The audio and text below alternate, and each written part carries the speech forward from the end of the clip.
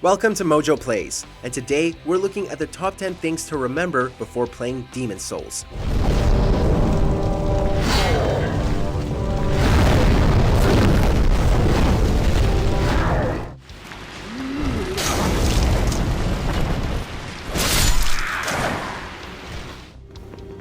I would be happy to lighten your load and look after any excess baggage.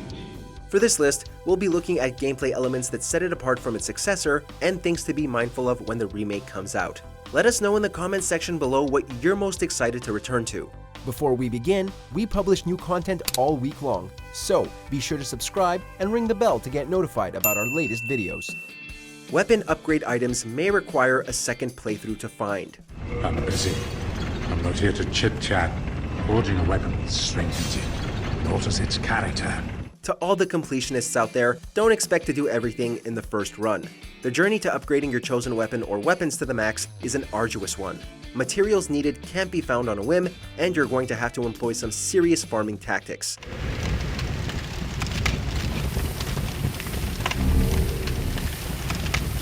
As world tendency affects item drops, you may have to shift it over to aid your search, and you might have to also jump into New Game Plus to assist that.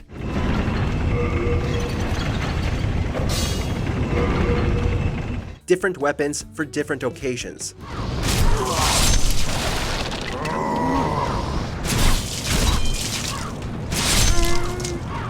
Many games have a meta, maybe not for the entire run, but at least for specific sections. While PvE is reasonably easy to work out, if you want to dabble in PvP, there are tons of other builds to cater to different playstyles, and there's a lot of experimentation.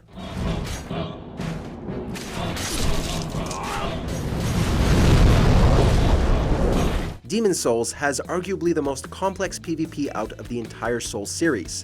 You can take advantage of the fact that there is no poise and that greatswords have incredible knockback, or just cast magic from afar. Whether you're going for pure strength, dex, or faith, duels will be very intense.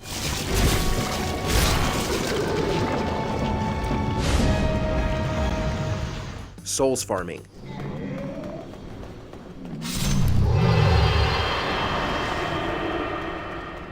With every RPG, there is some degree of grinding or farming, and Demon's Souls is no different.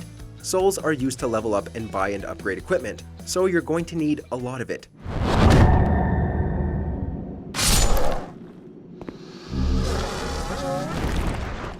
While you can just load in and start killing, specific items, spells, tendencies, and areas will yield far greater results, in which you can get hundreds of thousands of souls in mere minutes.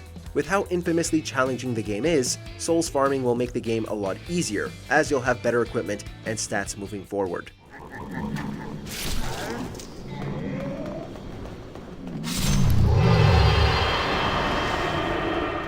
Defeating bosses with strategy.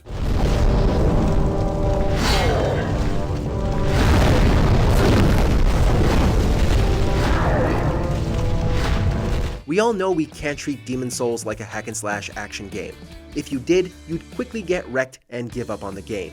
It's not for everyone, and it demands patience to devise a strategy on how to progress, and this is at its most apparent with the boss fights.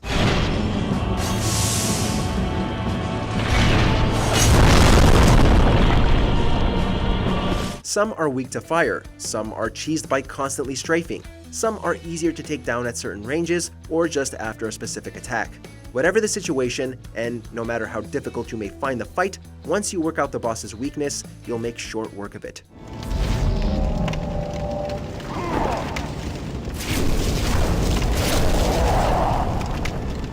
The online rating system.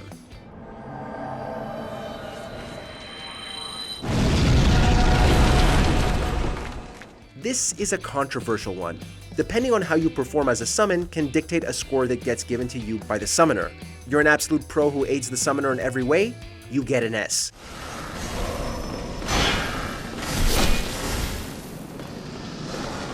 You're so bad you're a deterrent to the entire battle, you get a D.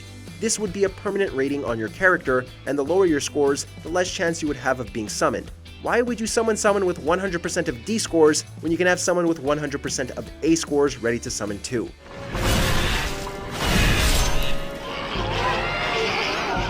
Weapon durability.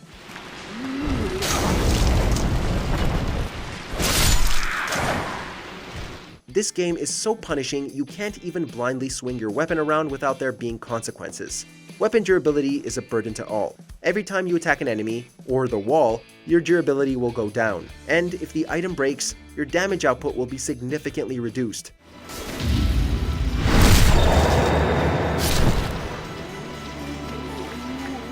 It's always good to get into the habit of repairing your items every time you return to the Nexus, and to carry at least a couple of Ed's grindstones. If you follow these steps, you shouldn't have a problem, but it doesn't hurt to have a couple of different weapons you can main just in case one breaks.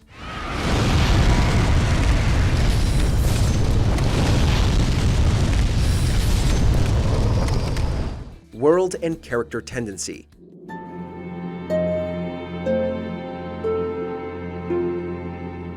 Your actions will have consequences. While some games have a clear, if you do this, this will happen, the system in Demon's Souls was much more nuanced. Unholy acts would bring the tendency to darkness, making enemies harder, but would make them have better drops when defeated.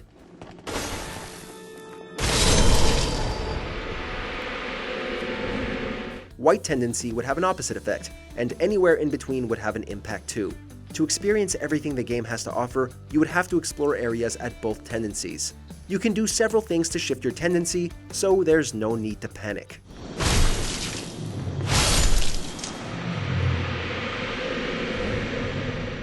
Item burden.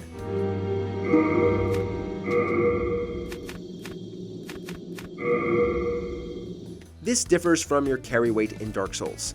Rather than having mobility affected by how much you're carrying, in Demon's Souls there is a limit on what you can take, and if you meet that limit, it will restrict you in obtaining any more items.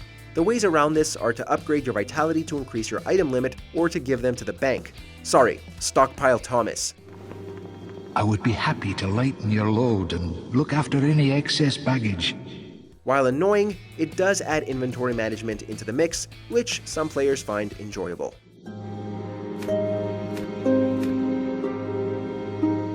The Broken Archstone.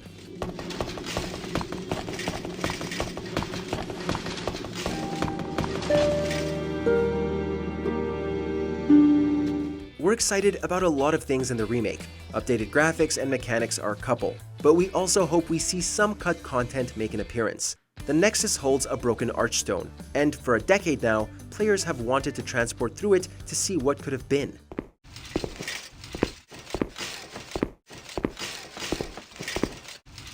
Thankfully, some of the content has been retrieved to indicate what we unfortunately didn't get to experience, a map called the Northern Limit, and the remake is an excellent opportunity to include this content in all its glory.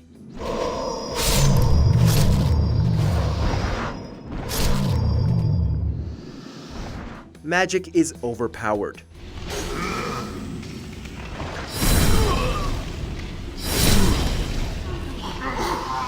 Usually, there's some sort of trade-off with playstyles. Strong but close-ranged and slow. Weak but quick and far-ranged. With magic, however, there doesn't seem to be any negative uses to it. It just destroys. Sure, there may be a couple of cases in which a sword and shield might be better, but other than that, magic will make this game a walk in the park. All you need is a catalyst and some spells and miracles, and you'll wonder why everyone thinks the game is challenging.